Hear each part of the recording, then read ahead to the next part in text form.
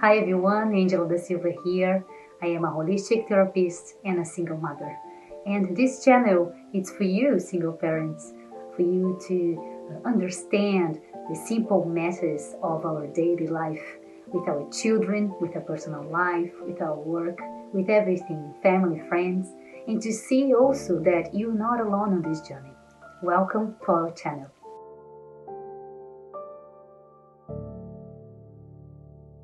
So today I want to talk about how our children can be a mirror of our behavior.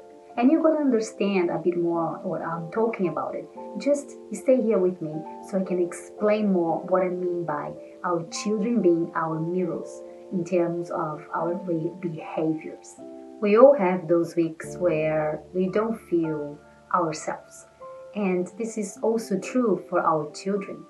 Sometimes they're also going through things at school, with friends, with this situation where they have to share time with mom and share time with dad. So it's extremely important for us single parents to keep in mind that our children, they have their own battles, the internal battles every day.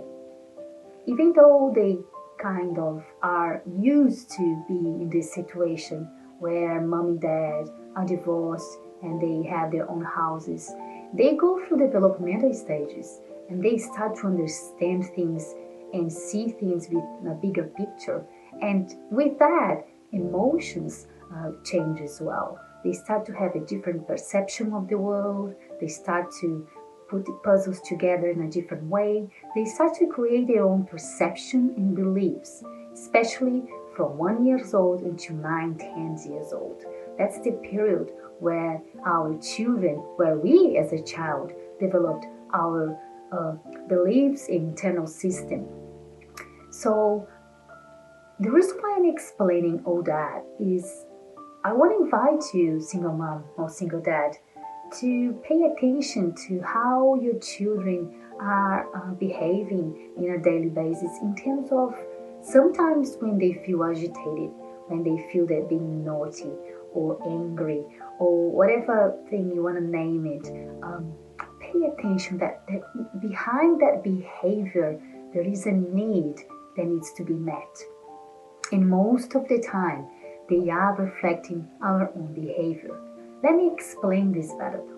So, sometimes I have moms here coming for counseling sessions, and they complain that, they don't know what to do. They feel very stressed because life is already very hard as a single mom, and kids are very anxious, very agitated on a daily basis. If that's your situation, if you find that not only with anxiety, but if your children cannot focus or they are very unsettled emotionally and mentally, you can see that, there is always something going on. I invite you to see and reflect on how you respond to these needs. And sometimes when we are too stressed or going through a hard thing in life, we become anxious and we don't realize. And we create this pattern of behavior while our children are watching, listening, and of course, unconsciously, they observe that behavior and they start to reflect. They start to mimic the way we respond to situations. They start to respond on that way as well.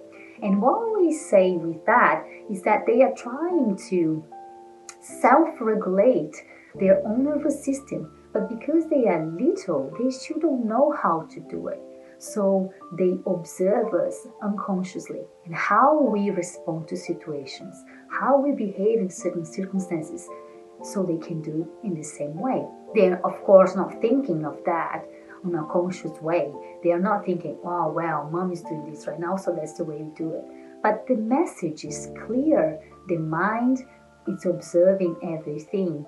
So if you find that your children have been a bit unsettled, or there is stuck in a pattern of behavior, before blaming them, before starting to labeling or telling that there is something wrong with them, I invite you to see how you are internally in your emotional level and your mental level, especially in your physical level.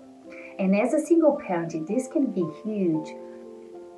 I'm not saying that people they have partners or they marriage, they don't go through that. They go through that as well in the same way. But the difference is they have their partner, they have each other as a partner and parents to hold this space for each other so they can hold this space for their children. And that's a huge difference. When you are on your own, or even if you are a single mom, but you are already in a relationship, something about that is not the father of your child, yeah? And you can have to learn to hold the space for your children, for your child on your own. And this can be very overwhelming. Yeah, sometimes it's just too much and we lose control. Yes, because we are humans. And please, I'm not saying here that is your fault, that you it's your fault that your children are behaving that way. You're not doing anything intentionally. Yeah, I'm learning with this process as well. As I share with you, I am a holistic counselor and a single mom, and I can see that on a daily basis. And let me tell you something here. I come from a family where my mom and dad divorced when I was 9 years old. And I remember that a lot of times I would, feel agitated just by watching the way my mom was talking to my dad or the way my dad would reply to my mother. Is something about that kids can just sense the energy in the environment. There are things that can just sense because children, they don't know, as I said before, to self-regulate, to regulate their nervous system. It's very important for them to feel safe, to be in an environment that they can relax fully. And sometimes if they hear a conversation over the phone, or if they can just see their mom and dad are not in tune, they can feel very unsafe. And that can be a reflection, they can be reflected in their behavior and their sleep patterns, especially if they are anxious. Anxiety can be like they don't sleep properly, they don't want to go to physical activities, they don't want to be with their peers, with their friends, they're just going to stay home. They just want to be alone for a little while, they don't talk much, they don't eat a lot. You can see that there is a pattern that they always go through. And that's what is my goal here in this video today, to bring awareness to that, to see that I don't want you to see this as a problem. I want you to see as opportunity to connect to your child, to see what is this need underneath the anxiety, underneath the behavior that they are trying to somehow meet, but they don't know how. Remember when they were a baby, they would cry and you don't know if they was because they were hungry or was time to change the nappy or they were tired. Now they can communicate and verbalize their needs, but sometimes they don't even know what they need. And that is the role as a parent, to help our children to understand what's going on in their internal world. And why I'm explaining that? Well, as a single parent, from my experience, when my child is anxious, agitated, I respond to that as well. So as you can see, it becomes a cycle. The parent is agitated, the child becomes agitated. The parent becomes agitated because the child is agitated. So it's kind of like you create this loop where one feeds each other. And when you are on your own, these kind of things can happen in our house and it becomes so normal, we don't notice until something really big happens, and then we pay attention. And for us, single parent can be overwhelmed because you don't have that the father or the partner to really share these deep concerns. Of course, if you have a partner, sometimes you are lucky enough to have someone that you can share these things and talk about it. But some of the times, partners cannot really get what your child needs because him or her, they are not the parent. So it's really important to have a communication, even if you are divorced, even though the marriage didn't work out, right? But as a parent, you still need to be together and talk about, the emotional needs, the physical needs, mental needs of our children. And sometimes I know that's not possible. Sometimes I understand that parents, for one reason or another, they don't talk to each other. Yeah, and that's where everything becomes hard, because you need to make decisions on your own. You need to think about what you're going to do. And unless you seek for professional help, or you have someone in your family that you can talk about it and can understand what's going on to guide you through, that's okay. That's how we go about it.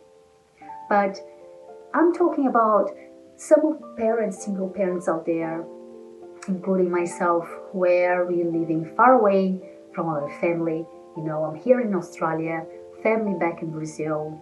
Of course we have friends, but we are all busy with our own lives. And sometimes you have to make decisions on your own, and you have to be there for yourself and for your children fully. So instead of getting agitated and going to this victim mode or victim loop, why this is always happening to me, my children are so naughty, use this opportunity to connect to a child. Perhaps instead of being the role of mother or the role of father, you connect to them from soul to soul. You talk to your child as you talk to your very, very best friend, because they are our best friends. So I feel like sometimes all they want and all they need is actually this authentic, this connection with you. So stay strong, and thank you for being here.